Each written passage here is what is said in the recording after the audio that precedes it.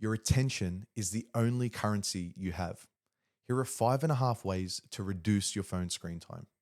I personally am trying to do everything I can to reduce my screen time. I've been saying that for years, but for the first time ever, I've actually started to reduce my screen time. Here are 5.5 things that I've been doing to get on my phone less and actually start doing the things I want, like read. I've started reading more and genuinely, I've started dreaming more. Every night for the last month that I've been doing this, I have had vivid dreams and it's been wonderful. So I do want to share what I've been doing. And if you are serious about reducing your screen time, please watch this video. I'll try to keep it condensed and attention grabby enough. So let's get into it. The first is the obvious one: delete and stop notifications. The reason that we constantly find ourselves on our phone without knowing about it is because it's prompting us to. If we were able to be in control and see the notifications and either not go on it or control that you don't end up on your phone for 20 to 30 minutes when it was meant to be a 2-second check, all would be okay. But we're not living in that reality. So don't put yourself in a scenario where you know you do not have control. If you know this is something that happens to you, whether it's if you have a partner, you shouldn't go out because you know yourself, or whether there's food and you shouldn't eat it, don't go to that dinner. With the phone, with the AI, reduce the thing that makes you do the behavior that you don't want to engage in. Notifications, get rid of them. With that, I want to add like A and B. Make sure when your phone locks, it stays black, not that kind of hovering semi-lock where it's kind of on. I think this one's a subtle killer because subconsciously there is always now a tether to the phone. We haven't actually cut the connection off. So even though the phone's not on, you're still connected to it. You're still becoming a bit of a hybrid human being that is just always just an arm's reach away from our phone.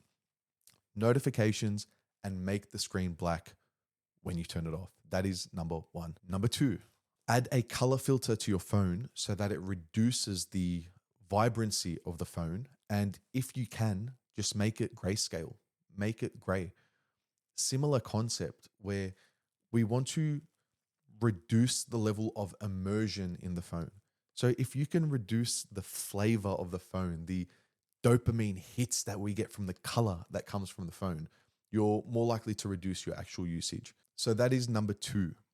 Do grayscale on your phone to make the experience of the phone less rewarding and more boring than life.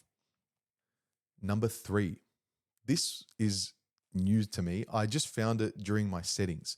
There is an option on your phone that you can tell it to recognize when your face is too close and you have to put it a certain distance back. I would say maybe this much. Oh, we got the camera here. Maybe this much back. And then you can start using the phone again. So you just tap OK. This one has been critical. I can't stress this one enough. You really are not your thoughts and you are not your feelings. And we do not know when we are doing something in an automatic way.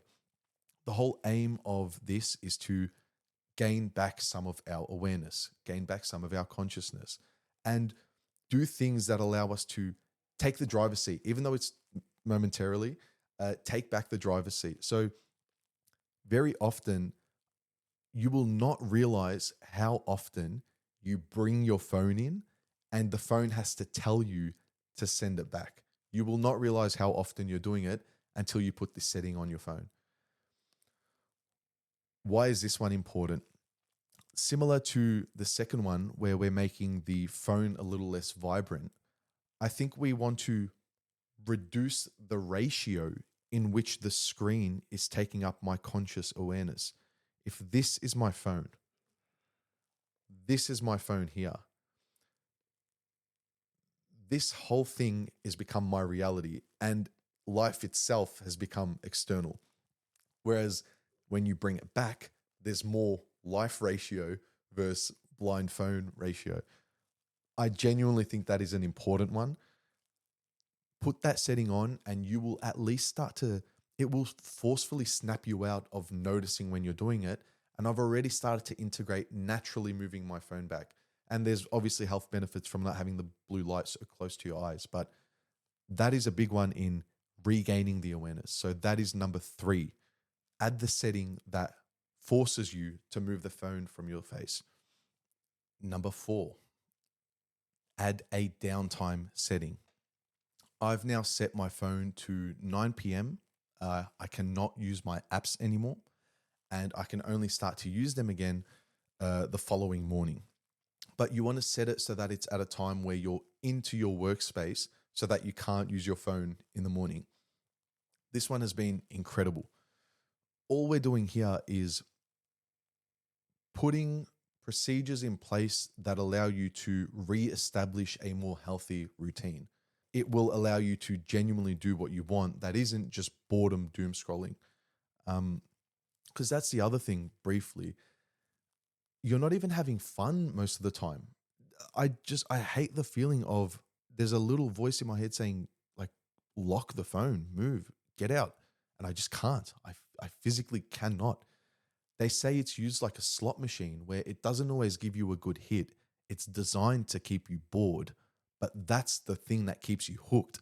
Because you just get that banger, slightly racist reel, in good humor, of course, respectfully, and then it just hooks you more. So reestablishing your routine and creating a downtime setting, that is number four. Number five is set app limits. This kind of sits as a counter or a complement to number four, because if you set a downtime, you may find yourself using your phone before the downtime excessively. So the app limits forces you to stay within those parameters. I have my Instagram for 30 minutes a day. And what I've noticed is to remain within that 30 minutes, I'll find myself quickly looking, checking, and getting off. So it hasn't actually reduced the amount of pickups. It's probably increased the amount of pickups, but the time spent on the app is reduced overall. But it feels like I'm using the app more, even though I'm on it physically less. So there's a perceptual element that it forces you to behave differently and not comfortably with it, which again is a positive thing because we are so automated in the way we're being literally controlled by the apps. So we do want to take back some control, and that is a healthy thing for me. It has benefited me, and that is why I felt it is important to share the 5 steps as to how we can reduce our screen time. Now, I did mention there is a little half step, a little secret sauce that actually ties it in together. The problem with 4 and 5, though the most important, I think, is if you've actually tried it before, you can just constantly tap 15 more minutes, 1 more hour, and it is essentially pointless. So I've had this setting on for maybe a year and it hasn't worked. The thing that changed it for me is find someone you trust, someone you live with, even someone, and ask them to have the passcode that allows you to not actually just constantly ask for a couple more minutes. This part is the most important part. It is critical in actually doing this. I really want that point to land. Find someone who you can trust who will take the passcodes. Why this part is important, we just need to accept that we don't have control. We do not really have the free will and the strength to control our choices and our behaviors. If you can offload that responsibility to someone else who doesn't actually have to do much, you no longer are battling the addiction. You no longer, like, it's like wanting a cigarette and you have the packet in your pocket. If it isn't there, then you just simply cannot act out the behavior. That little extra piece, that giving someone authority over you.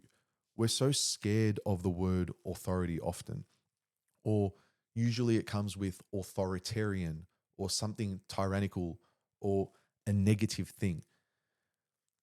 This has been a positive experience for me because the person or people that I gave my code to, we've actually reestablished our relationship where there's a cute, humorous authority element.